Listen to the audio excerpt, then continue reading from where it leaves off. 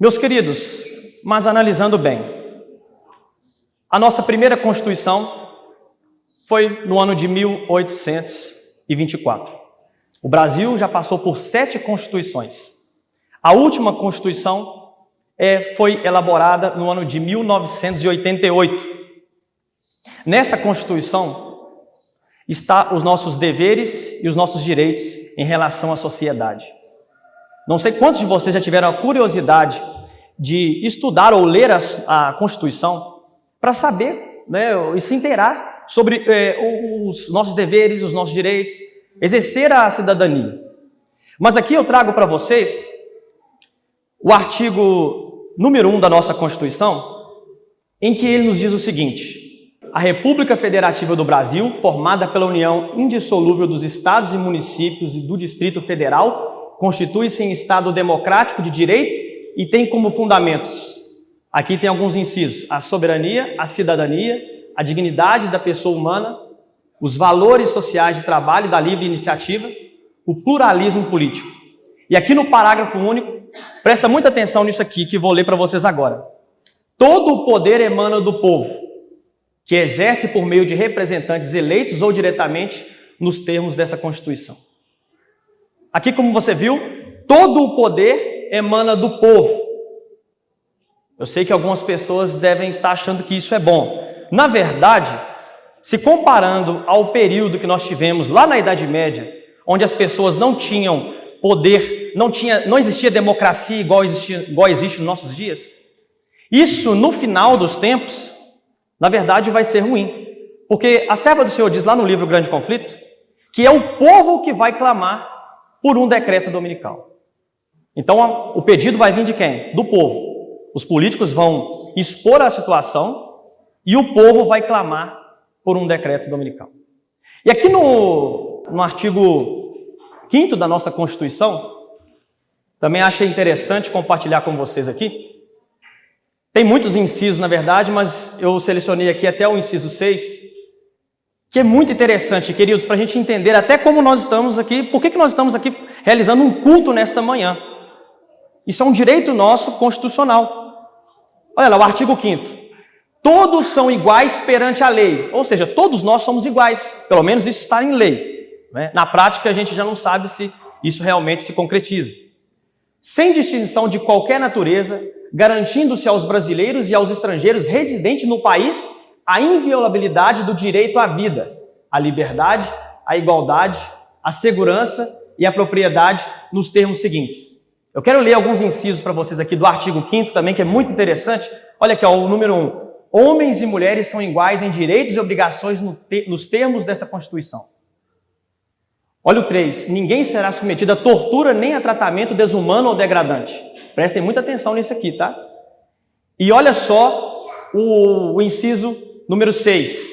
É inviolável a liberdade de consciência e de crença, segundo assegurado o livre exercício dos cultos religiosos e garantida, na forma de lei, a proteção aos locais de culto e às suas liturgias.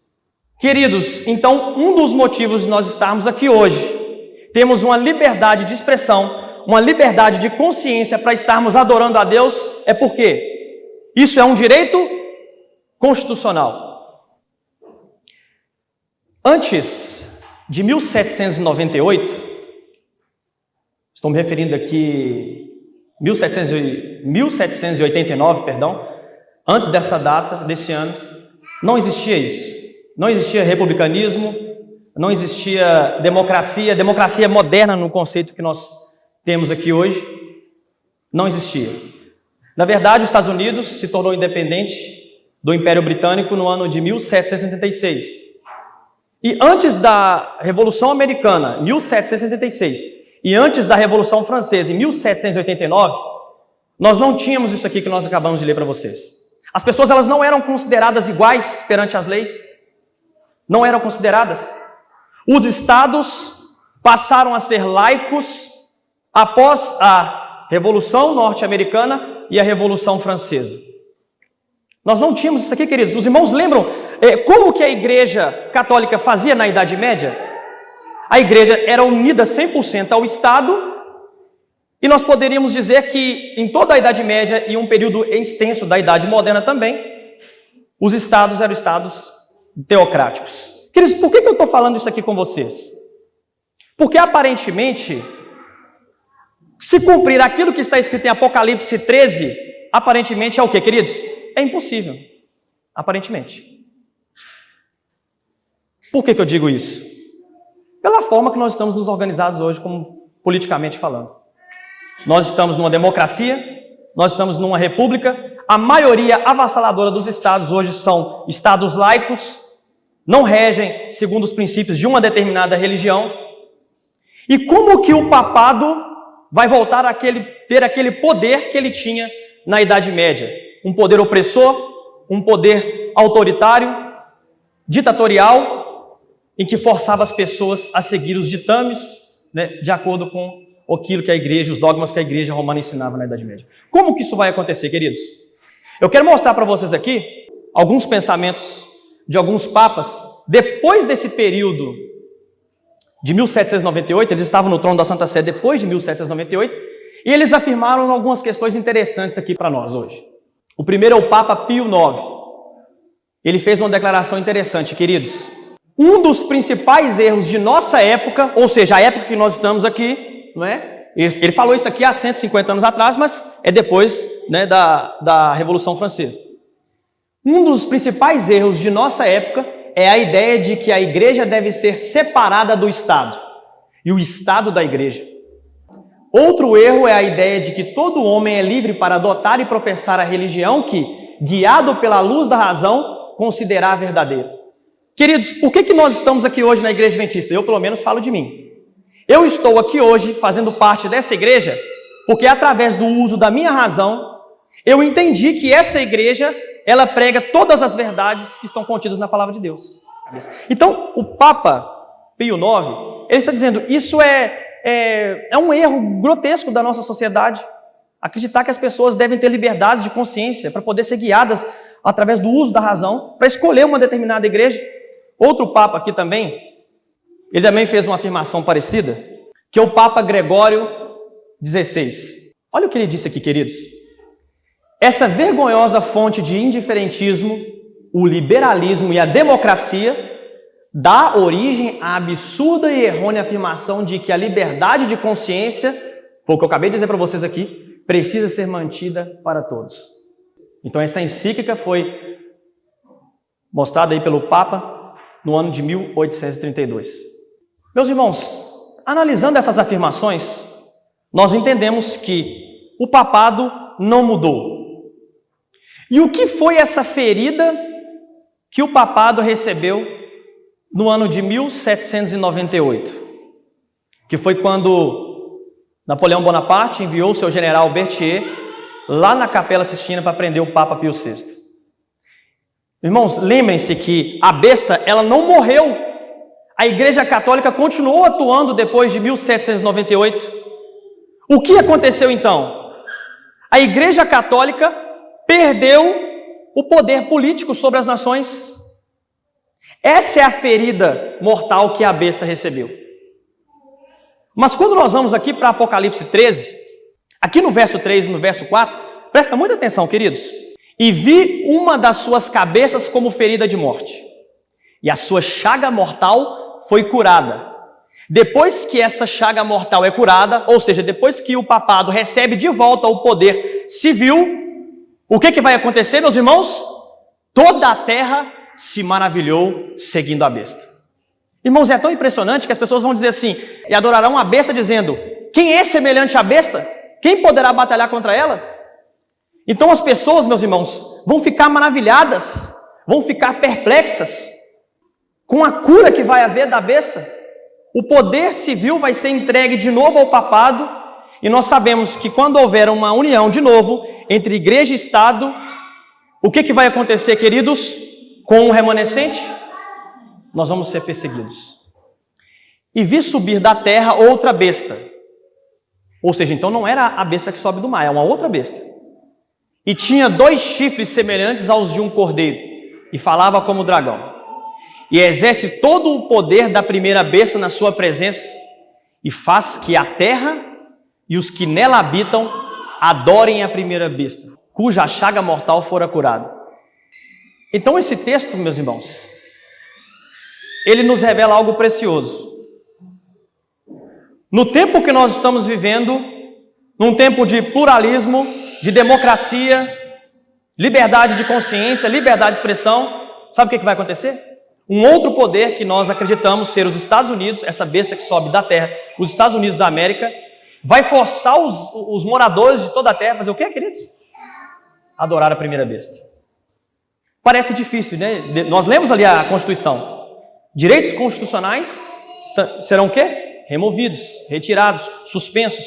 Porque para isso acontecer, as constituições brasileira, americana, da Argentina, da Itália, da França, terão que ser anuladas. De novo, os estados vão passar a ser o quê? Estados teocráticos. Só assim o papado vai conseguir impor os seus dogmas novamente. A besta que viste era e não é, e há de subir do abismo e caminha para a destruição. E os que habitam na terra, cujos nomes não foram escritos no livro da vida, desde a fundação do mundo, se admirarão, vendo a besta que era e não é, mas aparecerá. Queridos, se nós fizermos um paralelo entre Apocalipse 17, verso 8, e Apocalipse 13, verso 3, o que está acontecendo ali? Quando o poder é restituído, a besta que sobe do mar, todas as pessoas irão adorar. Agora, não sei se você percebeu ali no texto de Apocalipse 17, verso 8. Quando essa besta que está carregando a mulher, ela subir do abismo, que ela dá poder à primeira besta, lá de Apocalipse 13, ou da mulher aqui em Apocalipse 17. Meus irmãos, o que significa a expressão subir do abismo? Vocês já pararam para pensar? O que significa isso? Porque essa besta ela vai subir do abismo e logo em seguida ela vai dar poder à primeira besta. Para a gente entender os acontecimentos finais, nós precisamos de entender o que significa subir do abismo. Falando do milênio que vai ocorrer depois da volta de Jesus, João descreve: e vi descer do céu um anjo que tinha a chave do abismo e uma grande cadeia na sua mão. Ele prendeu o dragão, a antiga serpente, que é o diabo e Satanás, e amarrou por quanto tempo, queridos? 1000 anos. Então aqui João está falando do período do milênio. E o que vai acontecer nesse período do milênio? E lançou-o no abismo, e ali o encerrou e pôs selo sobre ele, para que não mais enganasse as nações, até que os 1000 anos se acabem, e depois importa que seja solto por um pouco de tempo. Aqui em Jeremias capítulo 4, verso 23 até o verso 27, aqui nós conseguimos entender melhor ainda, queridos, essa expressão de abismo. Porque a serva do Senhor diz lá no livro O Grande Conflito, na página 658, que Jeremias, nesse texto aqui, ele estava vendo como que estaria a terra no momento do milênio. Então aqui o profeta disse o seguinte: observei a terra e eis que era sem forma e vazia. Muita atenção nessa expressão aqui, ó, sem forma e vazia. Também os céus, e não tinha sua luz. Observei os montes, e eis que estavam tremendo, e todos os outeiros estremeciam. Observei, e eis que não havia homem algum, e todas as aves do céu tinham fugido. Vi também que a terra fértil era um deserto, e todas as suas cidades estavam derrubadas diante do Senhor, diante do furor da sua ira. Porque assim diz o Senhor: toda essa terra será assolada, de todo, porém, não a consumirei. Então, queridos, o profeta Jeremias, fazendo uma alusão lá Apocalipse capítulo 20, do verso 1 a 3, ele disse que a terra estaria o quê? Desolada, destruída. Estaria um caos. Não haveria sociedade, não haveria mais ambiente, o meio ambiente estava destruído. E nesse período, o que vai acontecer, queridos? Satanás vai ficar aqui 1000 anos. Vocês estão conseguindo entender? A Bíblia diz que a besta vai surgir do abismo e vai apoiar, né, a besta que sobe do mar. Essa expressão subir do abismo, então, nos dá a entender que abismo significa na Bíblia o que, queridos? Destruição, desolação, desgraça, bagunça. É isso que significa essa expressão. No princípio criou Deus os céus e a terra era sem forma e vazia, e havia trevas sobre a face do abismo, e o Espírito de Deus se movia sobre a face das águas. E o que então, queridos, que significa a terra ser sem forma e vazia, é o mesmo que abismo. Ou seja, a expressão abismo na Bíblia significa sem forma e vazia e também significa o quê? Destruição, caos, desolação, uma bagunça, uma desordem. Eu estava lendo um livro chamado Apocalipse 13, eu super indico para vocês, que o autor fez uma afirmação muito interessante em um final de um capítulo. Eu queria compartilhar com vocês aqui. Leia esse livro. Compre, se você não tem ainda, compre esse livro. E aqui diz o seguinte, na página 97 do livro. Apocalipse 13. Será que isso pode realmente acontecer? Porque nós estamos falando de uma sociedade, igual eu falei para vocês no início do nosso sermão. Sociedade democrática, estados laicos. Será que isso pode acontecer? Essa conclusão parecia extravagante e tola no passado. E no clima de tolerância religiosa e atitude politicamente correta que vivemos hoje, estou certo de que ainda parece extravagante e tola para muitas pessoas. Porém, o exame que fizemos neste capítulo, no capítulo anterior, aqui está falando de 2 capítulos que ele falou sobre a teoria político-católica antes do Concílio do Vaticano II e a teoria político-católica depois do Concílio do Vaticano II. Que foi o que eu mencionei para vocês também, como que o pensamento do papado continuou com os papas depois da ferida mortal lá de 1798. Ele encerra dizendo o seguinte: a filosofia política do catolicismo romano me leva à conclusão de que, numa crise global, isso pode realmente acontecer. Queridos, compre esse livro. Tem gente que gasta dinheiro com porcaria, uma pizza aí, você gasta R$40 numa pizza, acaba com 5 minutos, um livro de R$50 as pessoas não têm coragem de pagar. Por isso que o Brasil hoje é conhecido lá fora como um país do futebol, país do carnaval, as pessoas têm preguiça de ler, as pessoas não gostam de ler. Sem ler, queridos, nós vamos ser facilmente enganados. Irmãos, eu não estou conseguindo nem dormir esses dias, eu estou falando sério. Tem hora que eu não consigo dormir diante de todas as informações que eu estou passando aqui para vocês. Os 3 inimigos estão aí, queridos. Satanás, os Estados Unidos e o Vaticano. 2 marionetes, né, de Satanás, Estados Unidos e Vaticano. Satanás vai ser adorado através desses 2 poderes. Eu fico vendo hoje pessoas da nossa igreja brincando de videogame hoje, vendo TikTok, aquela porcaria lá. Irmãos, nós estamos numa crise, perto de uma crise igual o autor do livro aqui disse. Diante de uma crise global, o papado vai ter de novo o poder político em suas mãos. Deveríamos estar preparando para a crise que vai ocorrer nos nossos dias, queridos, porque eu creio de todo o meu coração que essa união de Estados Unidos e Vaticano para instituir o domingo vai ocorrer na nossa geração. Quem está acompanhando aí as profecias sabe do que eu estou dizendo. Eu não estou falando aqui coisa da minha cabeça. Vai ter a COP26 agora, em novembro.